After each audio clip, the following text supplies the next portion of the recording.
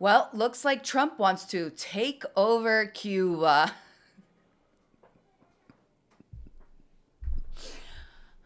When will you guys learn? When will you guys learn? This is Mari Sin Censura.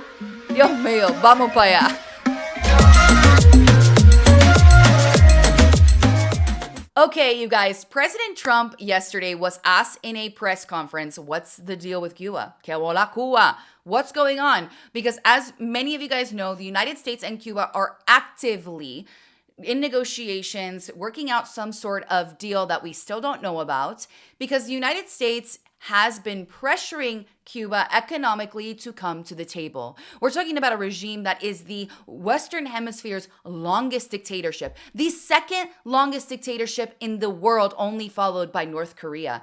And President Trump and, of course, behind him is Marco Rubio, really want to tackle this problem heads on. I think Marco Rubio, in my personal opinion, wants to make Cuba his legacy. So they're in negotiations, some sort of negotiations. And he was asked this, and you guys, people are melting on the internet about this answer. So let's watch what he said.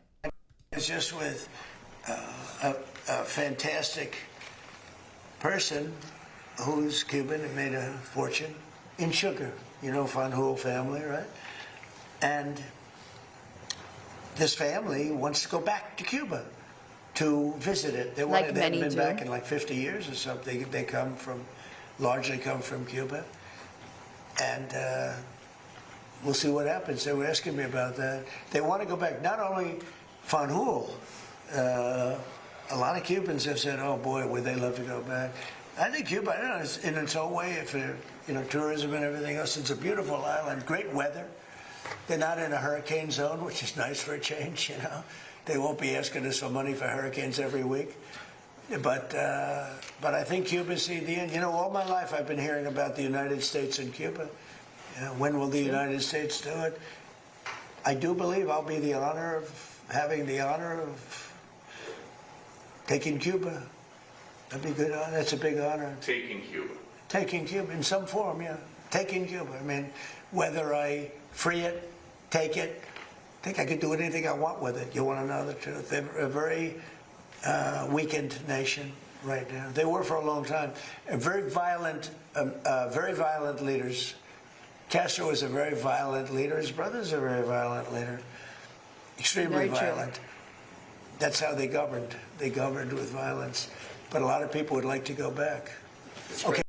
Okay, so that answer, he's taking Cuba, is melting people's brains.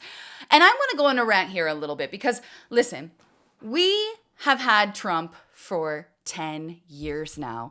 We have 2 more years still with him. It's going to be nearly 15 years if you count all of the campaigns with President Trump in the American psyche. And still people do not understand how this man talks. And I say this as somebody who has large disagreements with President Trump. I do not consider myself MAGA. I don't even consider myself a conservative, or certainly not a modern conservative at least. And I still don't understand how you guys take everything so literally. Literally, as if it's the Bible. In the Bible, it says that Moses lived to be like 1,200 years old. Do you guys actually believe that? No, because it's a figurative language. This is what President Trump does all the time. He talks in euphemisms. He talks in hyperbole. He talks largely out of his you-know-what. And when he says taking over Cuba, that can mean several different things. Now, he says that he could do pretty much anything he wants. And honestly, at this point, America does hold the cards in that negotiation table. They do hold the more strength, more power, more economic leverage than Cuba does. So yeah, he could do pretty much anything he wants. But taking over Cuba means a lot of different things. Doesn't mean a regime change. Doesn't mean 51st state. Doesn't mean territory. Doesn't mean anything. We don't know.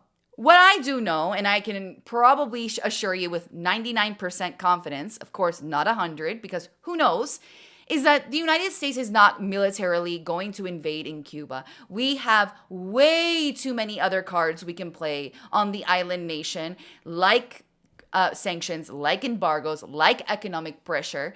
And it seems to be working thus so far, because yesterday, Cuba also announced that it's magically going to open up businesses to Cubans and descendants of Cubans, like they're Cuban Americans. Felipe Fraga is considered by many to be Cuba's economic czar. As the country's deputy prime minister, he's the man in charge of breathing life into Cuba's struggling economy. Now, he sat down with me in his first ever interview to explain a series of economic reforms aimed at creating what he called a dynamic business environment. His goal, attracting foreign investors, including from the United States. Tonight, he plans to tell the nation that Cuban nationals living abroad in places like Madrid and Miami will soon be allowed to invest in the private sector and own businesses on the island. Here's a little more of what he told me. Cuba is open to having a fluid commercial relationship with U.S. companies, also with Cubans residing in the United States and their descendants. And this extends beyond the commercial sphere. It also applies to investments, not only small investments, but also large investments, particularly in infrastructure. Magically going to open up the markets to Cuban America, after calling us gusanos, after calling us vendepatrias, after calling us imperialistas, capitalist pigs for 67 years. Now all of a sudden they want our money. And if you're a Cuban American that wants to invest in Cuba, I would think double, because they've done this before. This is not new. The Cuban government has opened up the economy several times, only for it to backtrack and take people's property away from them and their businesses away from them. And, you can't dare have an opinion against the government, because then that's also grounds for the Cuban regime to take over your business as well. So personally, I would not open a business in Cuba. But this just means that the regime is taking steps. They release political prisoners. Like I said, they're liberalizing the economy, and it seems to be working somewhat. Now, again, we don't know what the negotiations are between Cuba and the United States as of now. There are speculations, there are rumors, but nothing has come out concrete at all. And I want you guys to really understand that President Trump, when he says taking over Cuba, that could mean so many things. Now, I personally think that the Cuban diaspora asking for Cuba to be a territory or a 51st state is very absurd and not America first at all. If you guys want that explanation, I'll link it up here. I thought I did a pretty good job in explaining the reasons why Cuba should not be a part of the United States at all. But I don't think a takeover means anything like we're seeing in Iran. And I know for a fact that President Trump and absolutely Marco Rubio knows the demands of the exile community. We have two demands: the release of the political prisoners, all 1,200 of them, and the end of the Castro regime. Now, that does not mean that Miguel Díaz-Canel, the current president of Cuba, is just plucked out and then somebody from the regime is still intact.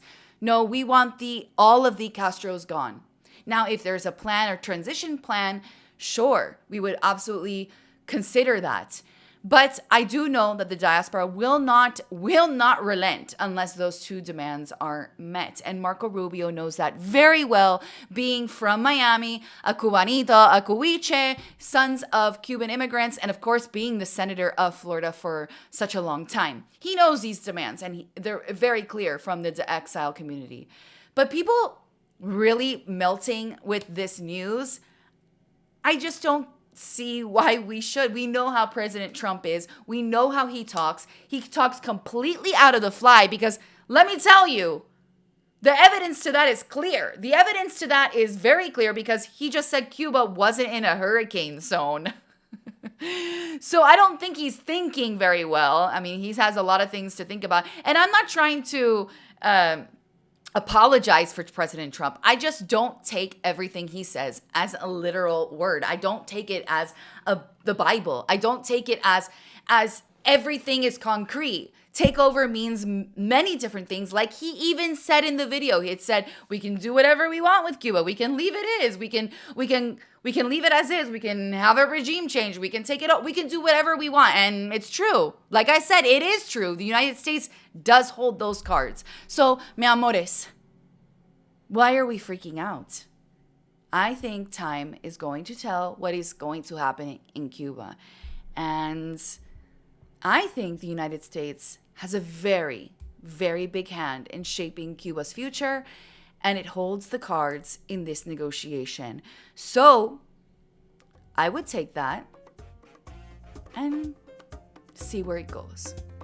Viva Cuba Libre, Patria y Vida. And like I said, if you guys want to check out any of my other videos on Cuba, and specifically this video that I did about what I think about the 51st state or territory being such an absurd idea, you can click right here. Please subscribe below. Y esto es Mari Sin Censura. Dale.